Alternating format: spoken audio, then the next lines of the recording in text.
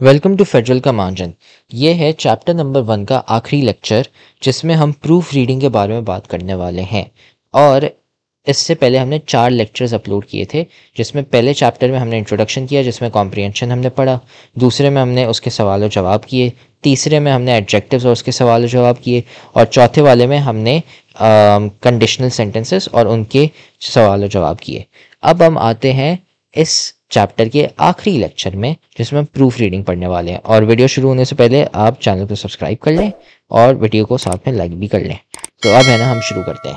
तो proof reading क्या होती है यार? प्रूफ रीडिंग ये होता है कि अगर आपके पास टेक्स्ट पढ़ा हुआ है, आपके पास एक लंबा सा है ना टेक्स्ट पढ़ा हुआ है, या कॉम्प्रिहेंशन पढ़ा हुआ है, कुछ भी पढ़ा हुआ है लंबा सा है ना, आपके पास बहुत सारे सेंटेंसेस पढ़े हुए हैं, जुमले पढ़े हुए हैं, और आपको है ना उसको है ना वापसी पढ़ना है। अगर लेट्स से आपने एक कहानी लिखी, एक स्टोरी लिखी या ऐसे लिखा, फिर आप उस चीज़ को वापसी पढ़ोगे। क्यों पढ़ोगे? क्योंकि उसमें गलतियां हो सकती हैं, आपको पता नहीं है, और हमेशा एक ना एक गलती निकलती ही है। इसलिए इसको कहते हैं प्रूफ रीड। प्रूफ रीड का मतलब क्या है कि यार प्रूफ है मतलब सबूत, और रीड मतलब पढ़ना। प्रूफ रीड का मतलब ये है कि यार बस हम देख रहे हैं कि यार ये सही लिखा है या नहीं, बस ये है और कुछ नहीं।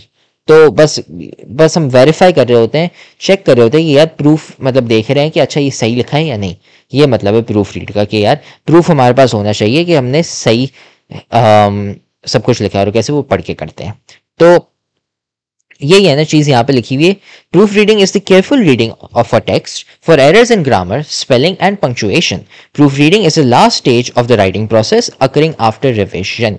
ये हमेशा राइटिंग करने के बाद, अगर आपने राइटिंग की या कुछ भी, उसके बाद आप ये करते हैं। Why to proofread? Mistakes in an essay distract the reader from the content of the essay and make an unprofessional impression on the reader. Always try to make reading your work a pleasure. मतलब ये कह रहा है कि यार गलतियां जब होती हैं तो आपका काम अच्छा नहीं लगता, गंदा लगता है। आपको कोई काम बोलेगा और उसमें आपने इतनी गलतियां की हैं तो अच्छा नहीं लगेगा। इसलिए ना आप प्रूफ रीड करते हैं, जिससे है ना आप गलतियां निकाल लें। प्रूफ रीड का मतलब ये है कि यार आप गलतियां निकाल लें और कुछ नहीं, मतलब कीड़े निकाल लें कि यार ये है ना मुझे ठीक करने हैं कीड़े, बस ये है और कुछ नहीं है प्रूफ रीडिंग। तो अब प्रूफ रीड कैसे करते हैं? Proof read in a quite place. बताओ, ये है ना, ये खामखाम लंबी कहानी है, ख्वारी है।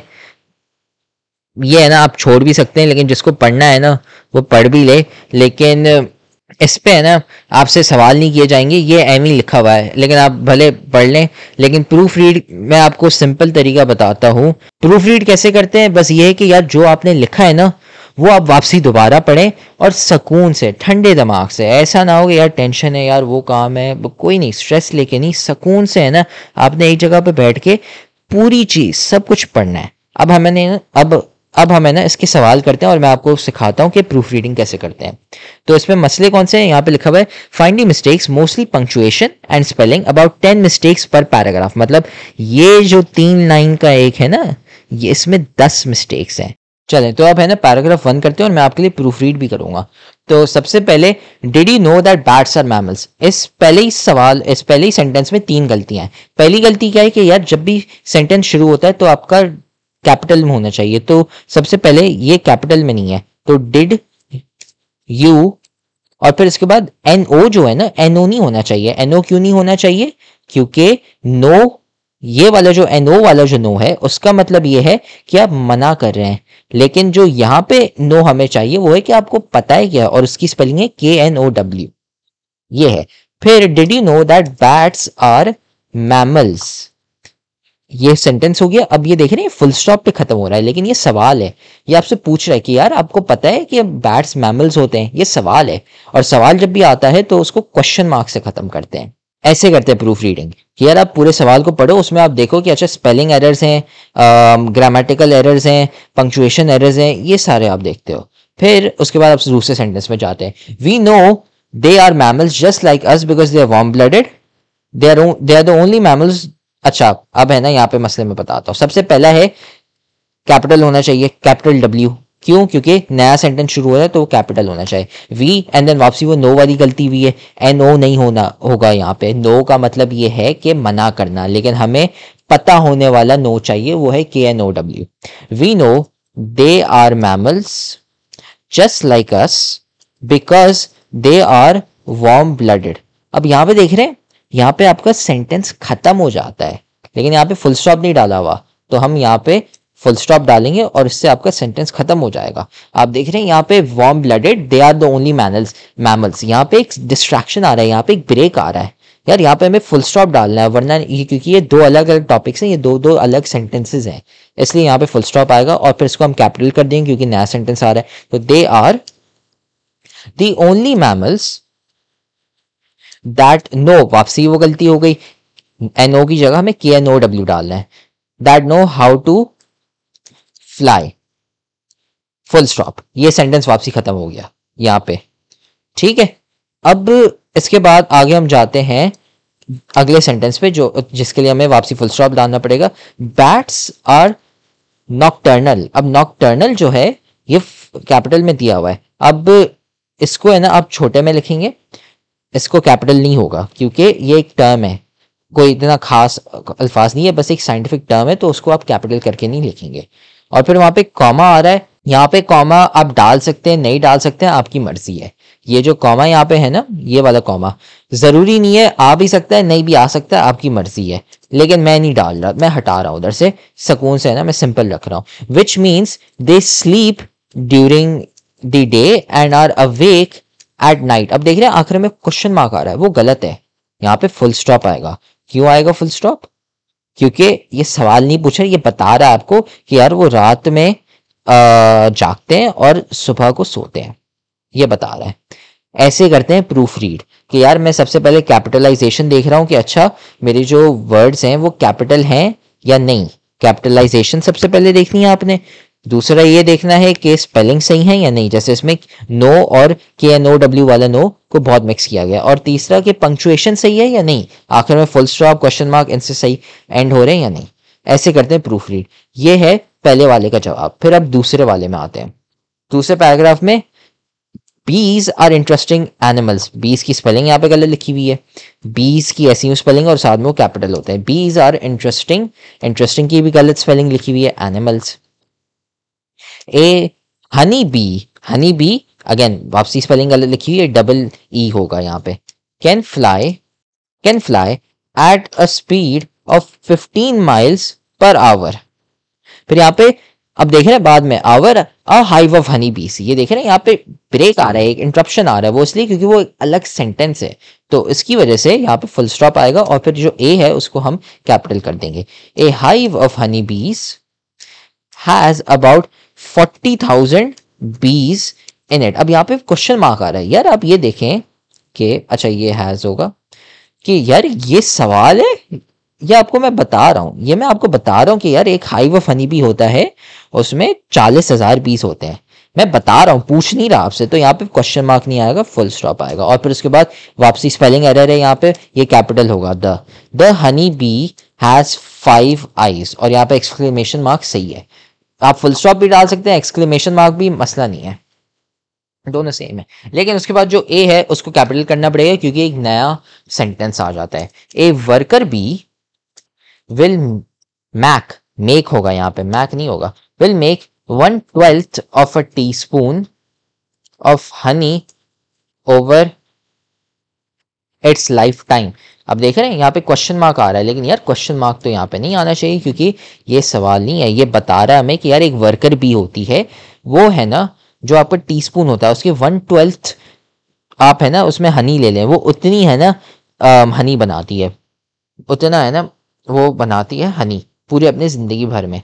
तो इसलिए ये हमसे पूछनी है, बता रहे, तो फुल स्टॉप आएगा क्योंकि सवाल नहीं पूछा जा रहा।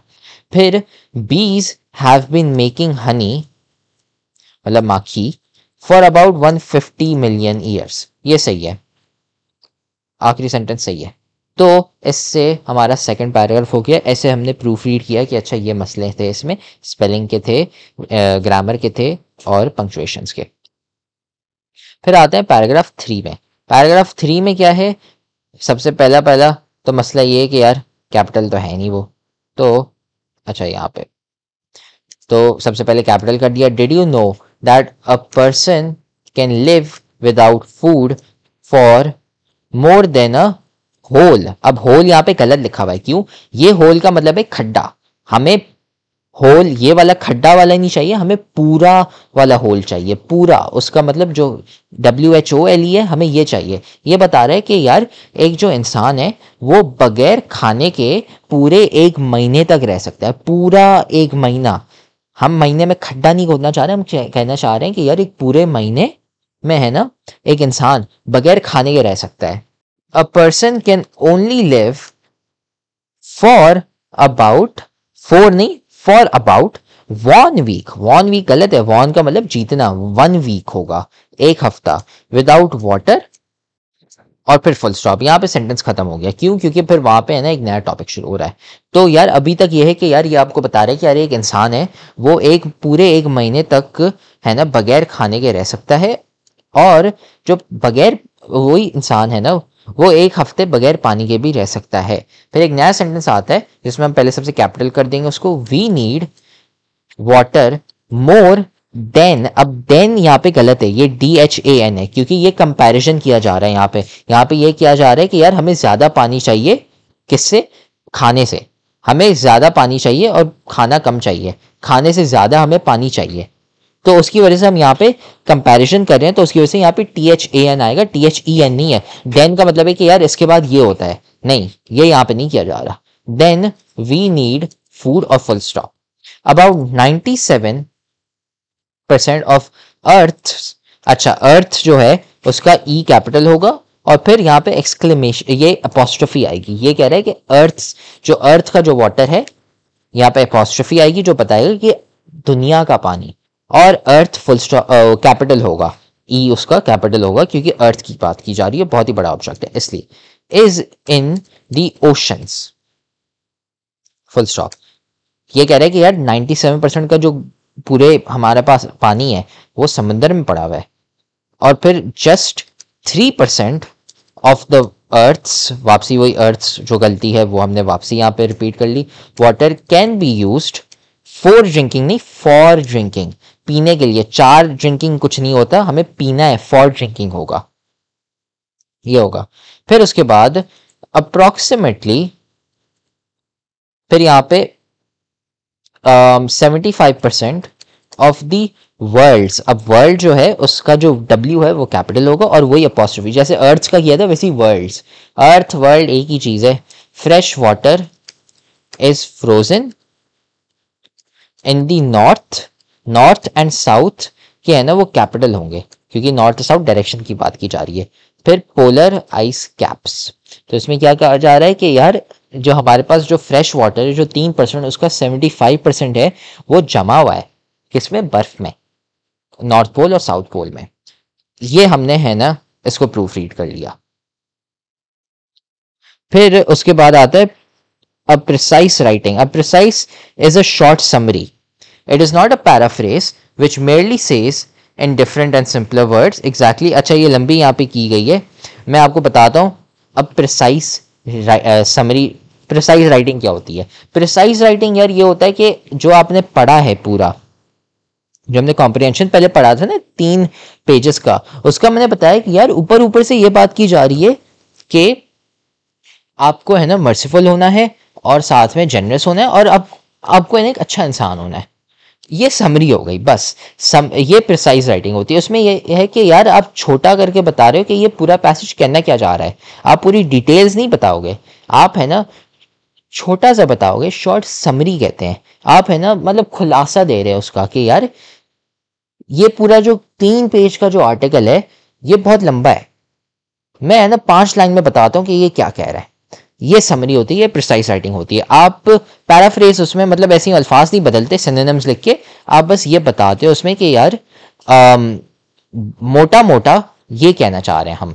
समरी आप बताना चाह रहे, खुलासा बता रहे हैं कि यार 3 लाइन में या 5 लाइन में या 10 लाइन में बस ये है। इतना लंबा सा हर किसी के पास क्या कहते हैं, हर किसी को है ना जब बाद में आप आगे जाएंगे तो आपके पास टाइम नहीं होगा कि आप हर चीज़ पढ़ सके। तो कुछ लोग है ना फिर उसकी समरी लिखते हैं, और कभी कभार समरी बहुत काम की होती है। तो ये किया जा रहा है। अब यहाँ पे लंबी की गई है, आपको है ना वो पढ़ने की जरूरत नहीं है। और उसके बाद अब यहाँ पे लिखा गया in writing a precise proceeds as follow. अब बेसिकली प्रिसाइज राइटिंग की कैसे जाती है अब मैं आपको स्टेप्स बताता हूँ, मैं आपको शॉर्ट में बताता हूँ कि प्रिसाइज राइटिंग जो है वो कैसे की जाती है। Number 1, read the entire passage. पूरा पैसेज आपने पढ़ना है, पहला स्टेप ये है। दूसरा स्टेप ये है कि आप जब आपने पूरा पढ़ लिया है, जब आपने पूरा पैसेज, या मैं यहाँ पे कॉम्प्रिहेंशन भी लिख लेता हूँ, जब आपने पूरा कॉम्प्रिहेंशन लिख लिया है, फिर आप 1 सेंटेंस लिखेंगे।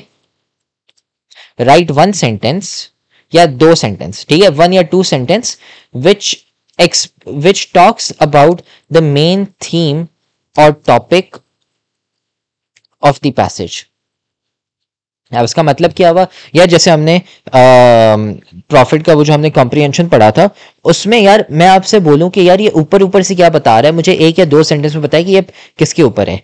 तो यार वो जो था पैसेज वो किसके ऊपर था, द होली प्रॉफिट के ऊपर की लाइफ के ऊपर था, कि जिसमें वो बताते हमें कि यार वो कैसे मर्सिफुल थे, कैसे जेनरस थे, एंड हमें भी ऐसा होना चाहिए। ये मैंने 1 सेंटेंस में आपको बता दिया कि ये पूरे पैसेज क्या है, हमें डिटेल्स बताने की जरूरत नहीं है, लेकिन हम ऊपर ऊपर से क्या बता दिया हमने कि यार ये मेन थीम है। फिर उसके बाद जब आप पैसेज लिखने जाएंगे, जब आप उसकी समरी लिखने जाएंगे, आप ये करेंगे कि read every paragraph once and then write a short summary. फिर आप है ना करेंगे ये कि यार हर पैराग्राफ को आप एक दफा पढ़ेंगे, और फिर उसके बाद वो जो हर एक पैराग्राफ होगा ना, उसकी आप है ना छोटी सी, आप है ना मतलब लेट्स से पैराग्राफ है वो 5 या 6 लाइन का है, वो 5-6 लाइन की जगह आप है ना उसमें से जो मेन टॉपिक है, जो काम के सबसे बहुत ही ज़रूरत और इंपॉर्टेंट वाले जो टॉपिक्स हैं, वो आप सिर्फ लिखेंगे, और वो आप सिर्फ 1 से 3 लाइन में लिखेंगे। तो पहले आपके पास 5 से 6 लाइन्स हो रही थी, अब आप 1 से 3 लाइन्स में लिख रहे हैं, और ये आप एक पैराग्राफ के साथ नहीं, हर पैराग्राफ के साथ करेंगे। बस ये है, ये जो यहाँ पे लंबी की गई है ना, ये आप पढ़ सकते हैं, लेकिन है ना मैंने शॉर्ट करके आपको बता दिया कि यार ये 3 स्टेप्स हैं, ऐसे लिखते हैं समरी या प्रिसाइज राइटिंग। तो अब यहाँ पे है ना सवाल दिया हुआ है, और ये आपका होमवर्क है कि यार आपने है ना पहले जो 2 पैराग्राफ्स हैं यूनिट 1 के, जो पहले 2 पैराग्राफ, तो मैं आपको दिखाता हूँ कौन से 2 पैराग्राफ हैं। ये वाले जो 2 पैराग्राफ है ना, यहाँ से लेके यहाँ तक, इसकी आप है ना एक समरी लिखें, ये आपका होमवर्क है, और ये है ना आप कमेंट सेक्शन में है ना कमेंट कर दें, और है ना हम आपको वहाँ पे जवाब देंगे कि अच्छा आपने सही लिखा है या नहीं, और आप कैसे है ना इम्प्रूव कर सकते हैं। और इससे है ना हमारा चैप्टर नंबर 1 ख़त्म हो गया है। तो होपफुली आपको समझ आ गया होगा। अगर आपको समझ नहीं आया तो आप है ना वापसी वीडियो देख लें, या फिर आप है ना कमेंट सेक्शन में मैसेज कर दें, कमेंट कर दें कि यार ये समझ नहीं आया, तो हम समझा देंगे आपको, या फिर आप हमें है ना व्हाट्सएप पे भी मैसेज कर सकते हैं, वहाँ पे हम आपको है ना डीएम में रिप्लाई कर देंगे। और उसके अलावा अब है ना इससे हमारा चैप्टर 1 ख़त्म हो गया, और अब है ना अगली बार हम चैप्टर नंबर 2 शुरू करेंगे। और अगर आप ट्यूशन्स में इंटरेस्टेड हैं, प्राइवेट ट्यूशन्स में 1-on-1, तो आप है ना हमें व्हाट्सएप पे भी मैसेज कर सकते हैं। व्हाट्सएप नंबर आपको हमारा मिल जाएगा डिस्क्रिप्शन में, तो डिस्क्रिप्शन में जाके आप हमारा व्हाट्सएप नंबर ले सकते हैं, या फिर आप ईमेल भी कर सकते हैं। तो अब है ना अगली वीडियो में आपसे मिलते हैं, जिसमें हम चैप्टर 2 शुरू करेंगे।